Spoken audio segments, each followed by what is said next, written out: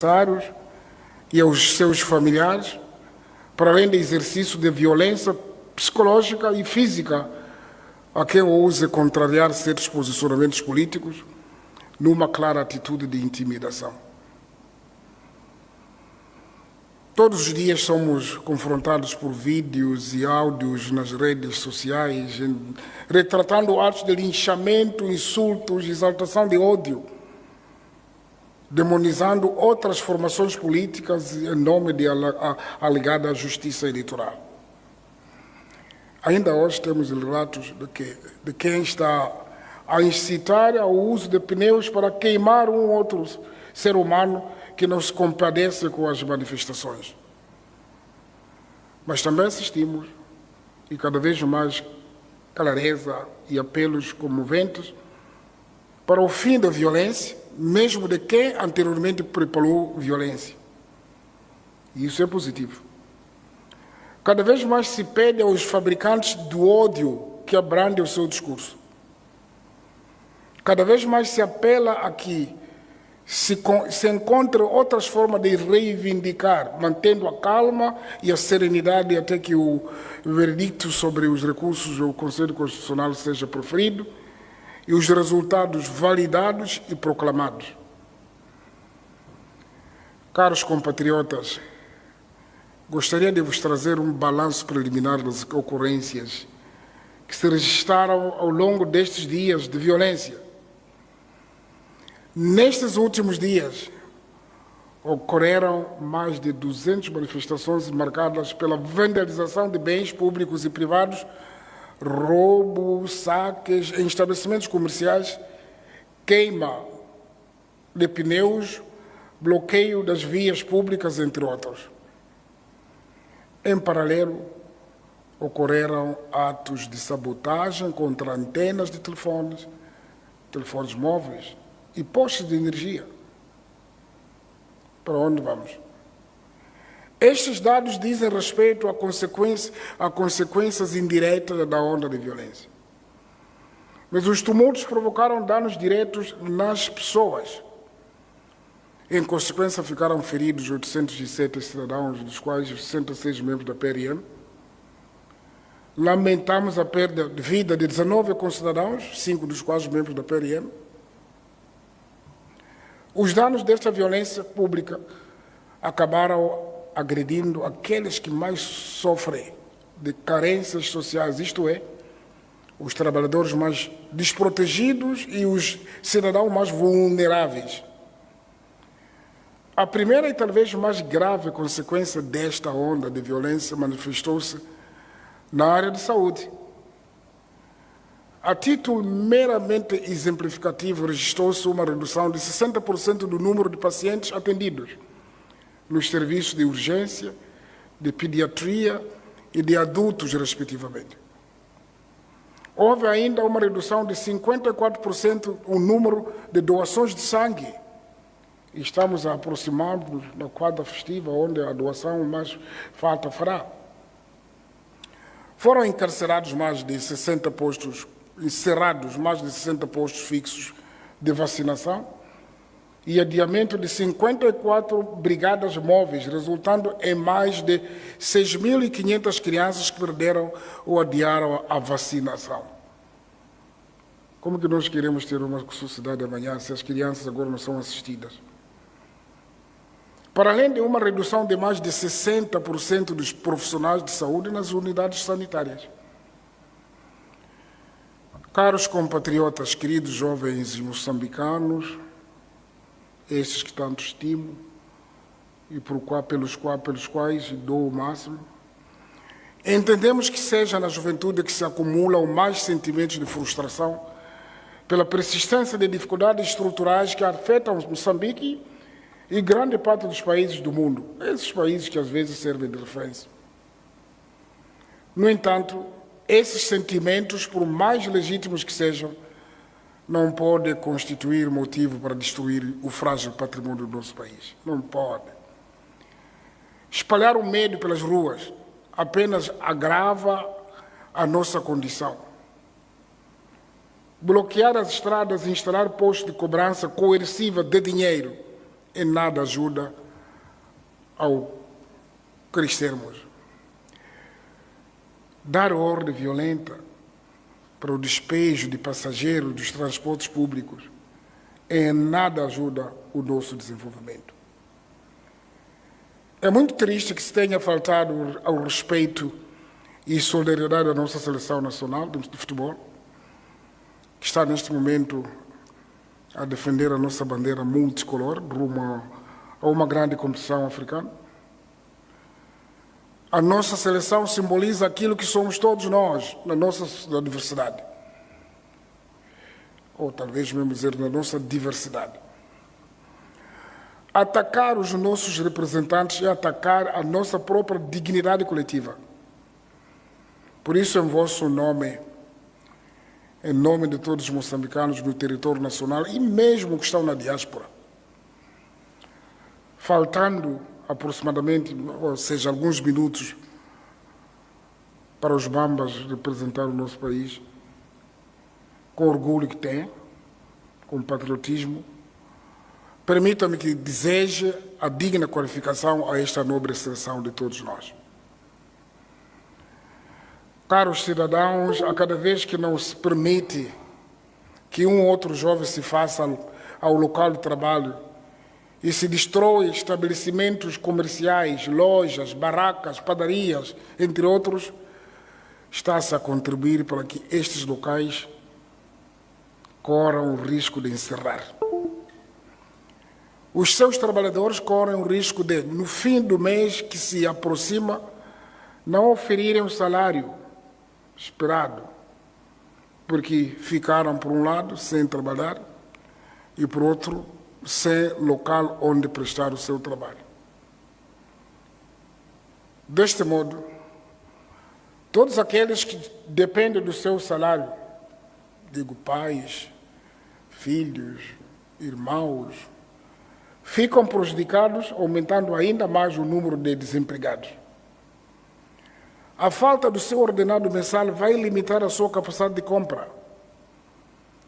É a nossa mãe, a nossa irmã, a nossa vizinha e irmã do mercado que perde o seu cliente.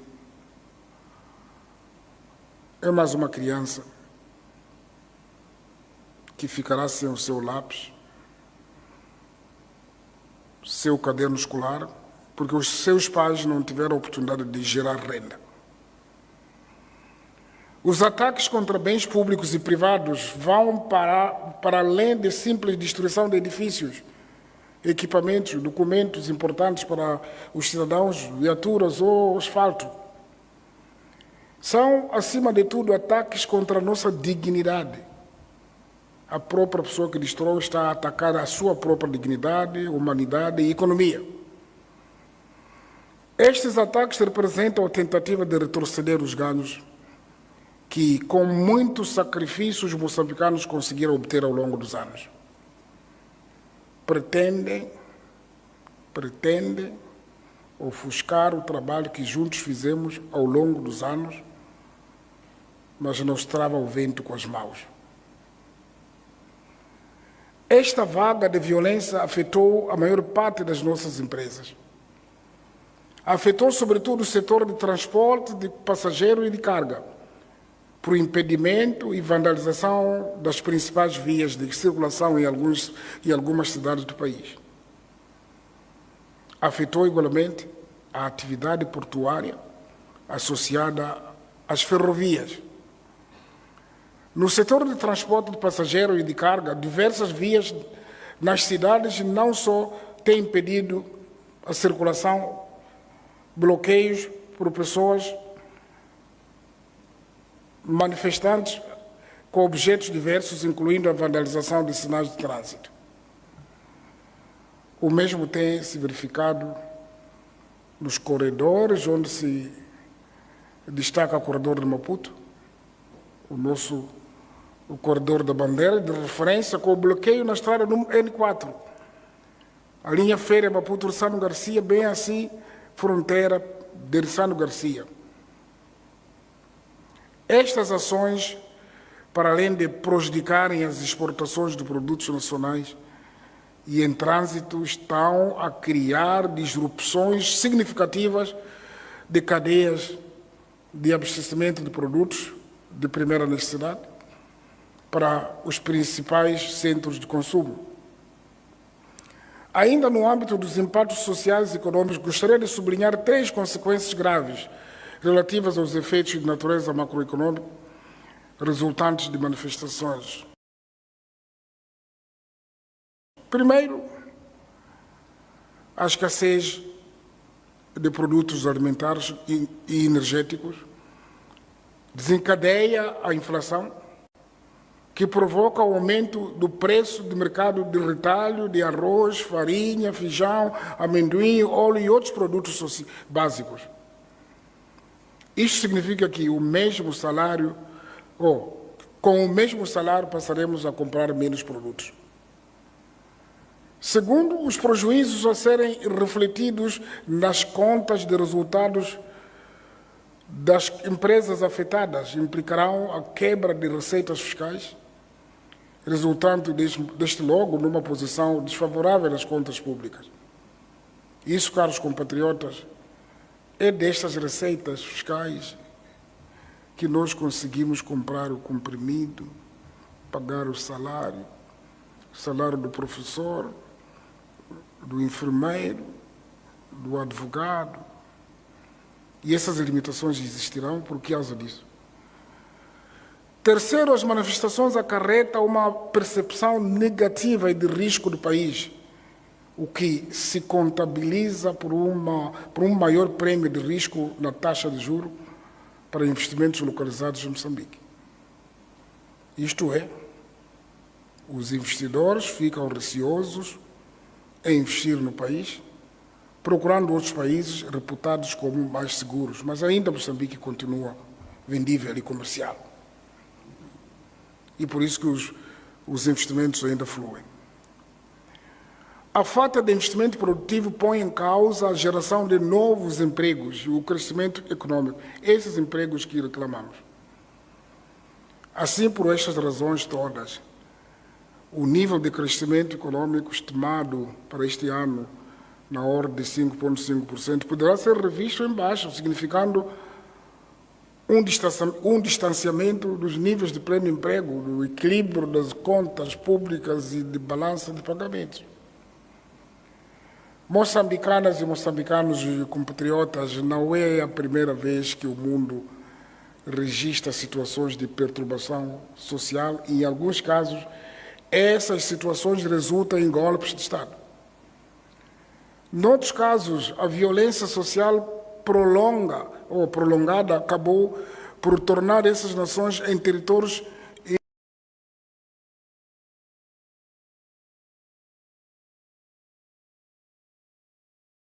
ingovernáveis.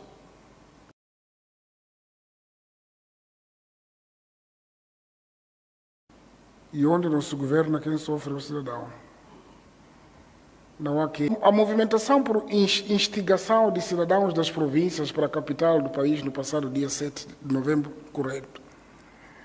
A nossa preocupação no que tange à segurança do país aumentou, pois alguns comportamentos vivenciados são similares aos que se vivem nas zonas já assoladas pelos atos terroristas. Os vestes, o tipo de armas frias que usam, como organizam emboscadas. Vamos perguntar aos nossos irmãos de Cabo Delgado como que são. Portanto, aquela movimentação preocupou-nos. Se há uns anos, quando este fenômeno de terrorismo era por nós desconhecido, não tínhamos a percepção e dimensão de como agem os terroristas, mas hoje não somos desconhecedores nem inocentes em avaliar a sua forma de agir. Não é o que os moçambicanos querem. E que às vezes abrimos inocentemente portas, depois que eles se acomodam e fica difícil geri-los e controlá-los. Sei isso na carne e osso. Por isso, mantenhamos-nos vigilantes para que os teatros de instabilidade não sejam estendidos para todo o país por mera falta de cautela ou ingenuidade. Façamos isso enquanto as nossas brilhosas e bravas forças de defesa e segurança se concentram a combater nas zonas já identificadas onde este fenômeno tende a reduzir. Compatriotas, estamos ainda a tempo de procurar formas pacíficas, de promovermos os diálogos que forem necessários para que o nosso país seja mais inclusivo, mais tolerante e mais capaz de viver a sua diversidade de opiniões e tendências políticas. Nos últimos tempos tenho recebido apelos e solidariedade de todas as forças vivas da sociedade moçambicana, e mesmo fora, sobre a necessidade de mais diálogo. Recebi no meu gabinete todos os partidos políticos, líderes religiosos, membros da sociedade civil, grande parte preferem manter-se no silêncio. Todos eles encorajam para prosseguir com o diálogo e busca de soluções para a pacificação do país. E é isso que tenho estado a fazer. E prometo que até o último dia do meu mandato irei usar toda a minha energia para pacificar Moçambique. Irei usar.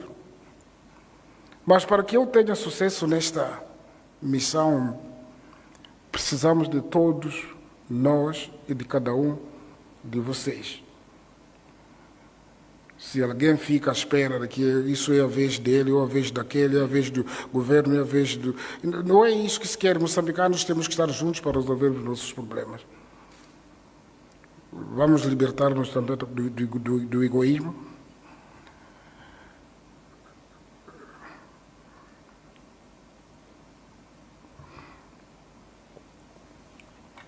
Porque não é com o egoísmo que nós podemos resolver esse problema, e não queremos que haja que o principal ou quem resolve o problema. Nós queremos que o problema seja resolvido pelos moçambicanos.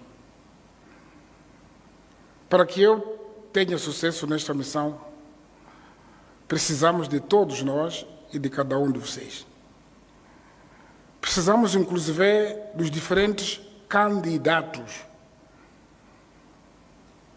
a presidente da República. Precisamos do envolvimento do Lutero Simango, do Daniel Chapo, do Venâncio Mondlane e do Sufo Momadi. Precisamos do envolvimento dos seus colaboradores e apoiantes. Quero aproveitar esta ocasião para convidar a todos eles, esses quatro que eu falei, os candidatos, para aceitar o meu apelo e posterior encontro para em conjunto reunirmos os quatro com os quatro, para em conjunto avaliarmos esta situação e encontrarmos uma solução que beneficie os moçambicanos, que amamos os moçambicanos. O país precisa de todos nós. O nosso povo precisa de nós. Não há problema que não possa ser resolvido pelos moçambicanos. Todos os problemas podem ser resolvidos através do entendimento mútuo e da busca de consensos. Verificamos com agrado que nos últimos dias registrou-se uma tendência, embora ligeira, de estabilização da situação, mas é muito ligeira, porque o reino é médio e prevalece o ódio. Mas moçambicanos, ainda que com natural receio, começam a retomar as suas atividades diárias normais. Queremos que essa tendência se reforce e rapidamente se restabeleça totalmente a normalidade do nosso dia a dia. O governo de Moçambique, em coordenação com as forças de defesa e segurança, continuará a defender e proteger propriedade privada e pública. Continuará a assegurar a livre circulação de pessoas e bens, com vista à rápida retoma da economia e à normalidade da nossa vida social. Por isso, continuamos a apelar à calma dos moçambicanos até a validação da proclamação dos resultados do Conselho Constitucional. Enquanto se exige maior transparência e esclarecimento sobre o processo eleitoral, temos de ter a consciência coletiva de que os resultados eleitorais são a soma de várias vontades as nossas e as dos outros. Não é aquilo que eu quero sozinho, é aquilo que eu mais outros querem. Compatriotas, aquilo que eu considero ser verdade absoluta. Só assim será se resultar a soma total de votos expressos por todos os cidadãos que foram às urnas, portanto, as outras verdades. E a responsabilidade para a normalização da situação depende de todos nós. As organizações da sociedade civil, os órgãos da comunicação social, porque eles existem num território real, que a partir da altura que esse território não existe, não existirão como são agora ou terão que mudar de nome. Os influencers das redes sociais e os cidadãos, em geral, devem assumir um papel pacificador e não instigar a violência e a desordem. A justiça deve servir e defender a todos. Deve ainda, sobremaneira, defender a sobrevivência da nossa nação soberana, una e indivisível, e, sobretudo, os fazedores da justiça aprenderam a fazer isso. Como um médico aprende, na altura que faz uma cirurgia, fazer com respeito da vida humana. Não haverá justiça sem povo, nem sem estabilidade. Por isso, caros compatriotas, quero aproveitar esta oportunidade para congratular a grande maioria dos moçambicanos e das moçambicanas pela sua postura exemplar em relação a esta tentativa de atentado contra o Estado moçambicano, contra a sua soberania e integridade territorial.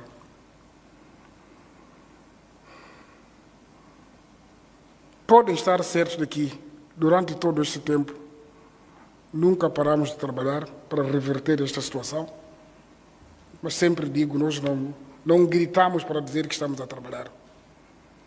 Nunca demos e nem daremos pausa na defesa dos direitos do cidadão. A calma e a tranquilidade vão se restabelecer em todo o país, porque estamos a trabalhar para isso. Queremos agradecer aos moçambicanos que, de forma individual ou através das suas organizações, apelam à calma, serenidade e paciência.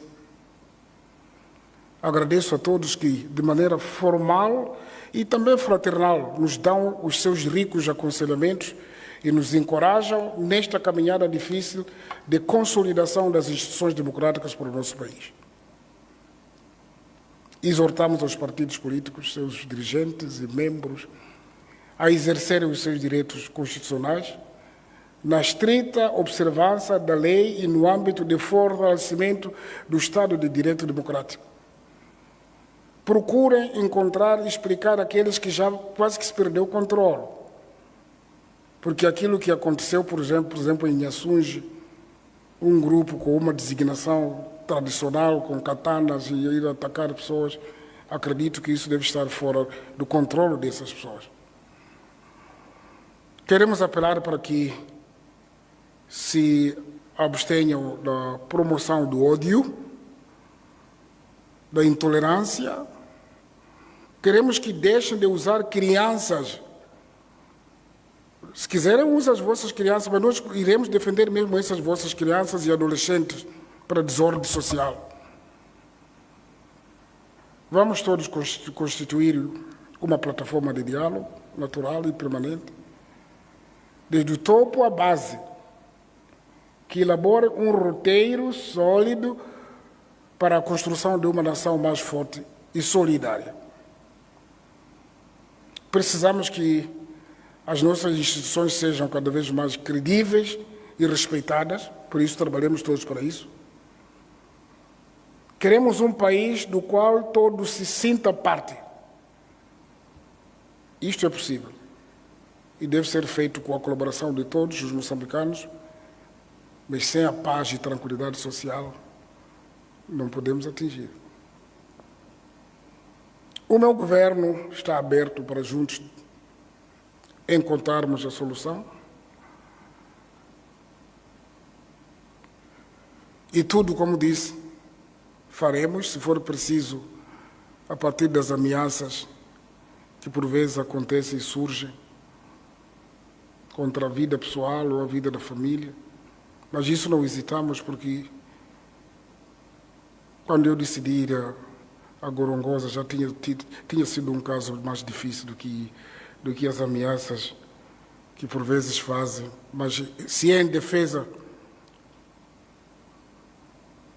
dos interesses dos moçambicanos, sempre estaremos prontos. Quero desafiar a todos os moçambicanos para trabalharmos para o resgate da paz, diria até mais de tranquilidade e de harmonia. E peço que, mais uma vez, voltemos a trabalhar. Evitemos criar o terror e o medo no seio das pessoas. E, mais uma vez, muito obrigado pela atenção que nos foi prestada. E paremos com a violência. Vamos trabalhar. E muito obrigado.